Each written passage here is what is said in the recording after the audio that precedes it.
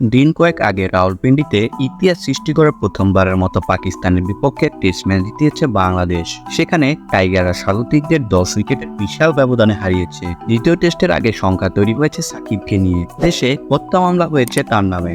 এরই মধ্যে দেশে ফিরিয়ে আনতে লিগ্যাল নোটিশও পাঠানো হয়েছে বলে খবর রয়েছে। তবে এরই মধ্যে জানা গেল ভিন্ন এক খবর। জানা গেছে পাকিস্তান থেকে টেস্ট শেষ করে ইংল্যান্ডে যাবেন সাকিব আল হাসান। সেখানে ইংলিশ কাউন্টিতে খেলার কথা রয়েছে তার। বিসিবির একটি সূত্র দেশের এক গণমাধ্যমকে বিষয়টি নিশ্চিত করেছেন।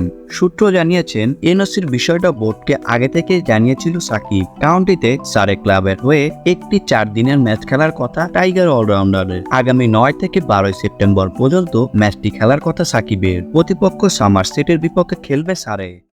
ভিডিওটা শেষ পর্যন্ত দেখার জন্য সবাইকে অনেক অনেক ধন্যবাদ। তো আশা করি আপনারা সবাই আমাকে সাপোর্ট করবেন, আর আমার এই চ্যানেলটা সাবস্ক্রাইব করে দিবেন, লাইক কমেন্ট শেয়ার করবেন। তো সবাই ভালো থাকবেন। আর ভিডিও সম্পর্কে কোনো মতামত থাকলে আমাকে কমেন্ট করে জানাতে পারবেন। আসসালামু আলাইকুম।